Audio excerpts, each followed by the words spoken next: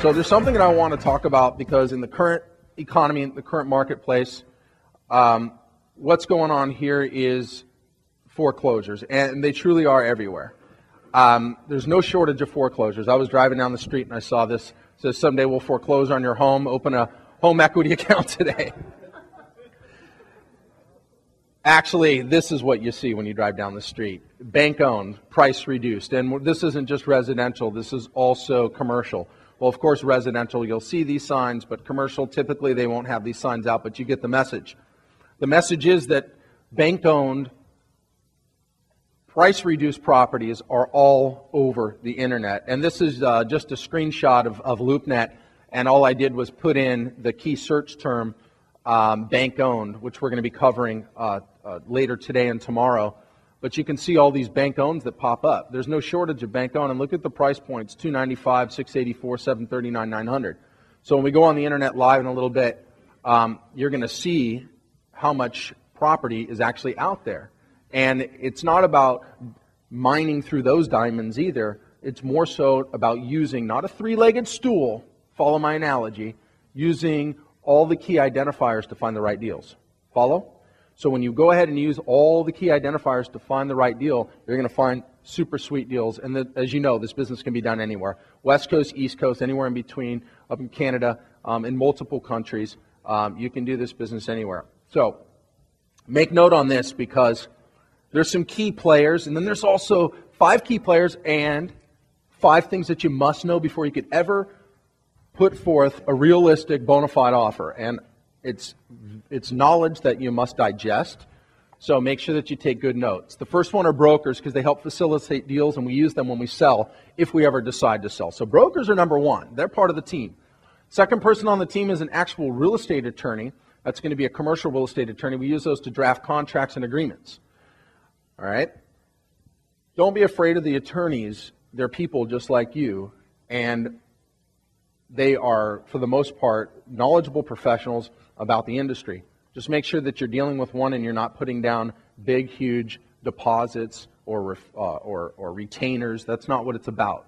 We're not looking to put down big retainers to have them draft contracts. It's just a contract draft. It shouldn't be much to do that, and you can use a template, and that's not a problem. You can also get a template from a broker.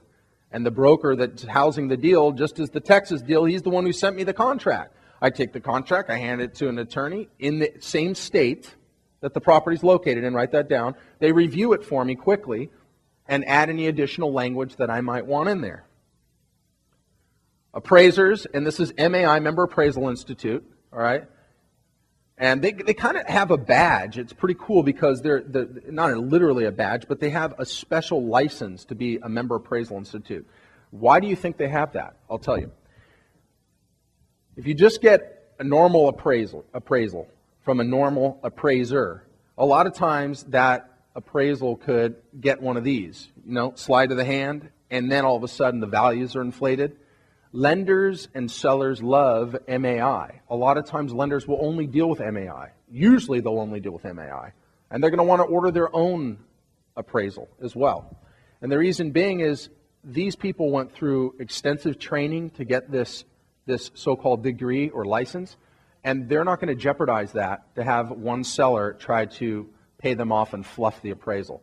Get it? So it's very important to know that. It's the highest form of appraisal, all right?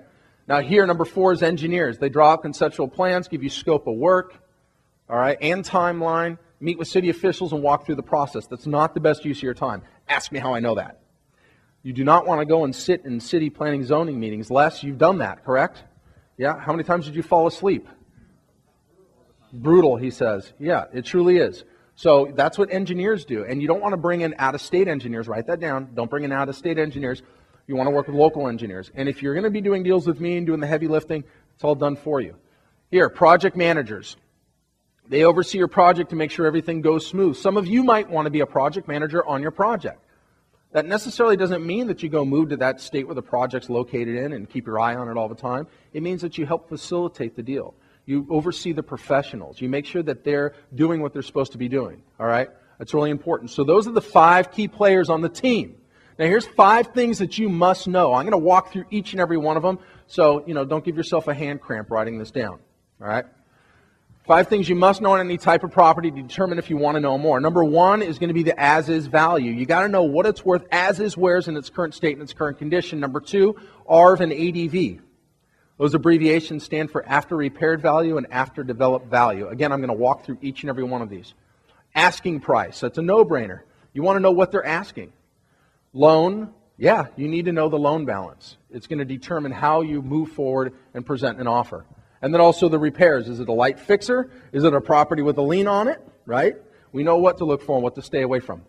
So first one, the as-is value. You must know what the property is worth before you could ever decide to make a real offer on it. That's first and foremost. That's the as-is value. We don't pay for hope. We don't pay for speculation. We don't pay for pro forma. We don't pay for future value. Save that for the newbies. Save that for the rookies that are going to have a rough road. You guys have the knowledge. You have the power to move forward because I'm giving this to you because I want you to go ahead and be successful. If time and circumstances not allow to order an appraisal, you can always get comps, but I always move forward and get an appraisal. Truthfully, only a fool would move forward and close on a property without an appraisal. And that's an as-is and a forward-looking appraisal. All right? But if you have a weasel clause and you're not putting any money down, it's all deferred payments and deferred deposit where you have nothing at all at risk, 100% zero at risk, then that's up to you. You can always get knowledgeable comps from a knowledgeable broker, and that's more so pre-contract due diligence, but write this down, always get an appraisal. All right? Okay. So next one is going to be ARV and ADV, after repaired value, after developed value. You have to know what the property is going to be worth at its highest and best use before you can consider ever putting an offer on it. When it comes to buildings, the ARV is the after repaired value, all right? The buildings is the after repaired value in good to fair condition at 100% occupied or at its market occupancy. A lot of times you're not going to get it right at 100% occupied because if the market occupancy isn't 100%, if it's only 85% and that's all the area can house, then you're technically at 100% because that's the market occupancy. Not confusing. Should be very simple. It's just ask the broker, what's the market occupancy? What's the average occupancy in that area for this particular property type? That's all it means, guys. Very, very simple. Okay? Now with land, the after developed value, the ADV, is the value of what it's worth right now, as is where's, what the thing's worth right now in its current condition, and then what it's going to be worth after you put it to its highest and best use. All right? Highest and best use could either be subdivided or put in the infrastructure or do development. Remember, we're not developers. We're in there to get in, get out, get rich. But that's the difference between ARV, after repaired value, ADV, after developed value. All right? We go into much more content, much more detail in my advanced pre-screening system that's in my cash flow system. That's why I did that for you. But this is the gist of it. And then here's your asking. Anytime you're gathering facts on the prospect, whether you're dealing with brokers or the owner, if they're not going to disclose how much they want, more than likely they're going to be a suspect. And the reason I say that is because if sellers don't know what they want for the property, then chances are they're doing one of these. Cast and reel, meaning they're fishing for buyers, meaning more than likely they're a waste of your time.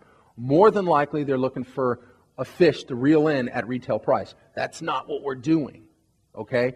We're looking for the low-hanging fruit. We want to know exactly what their problems are, then we solve their problems. Solving problems equals making boatloads of money. That's not the way investors think. Investors think, how can I go ahead and steal this property? Problem solvers are facilitators. Get in, get out, get rich. All right.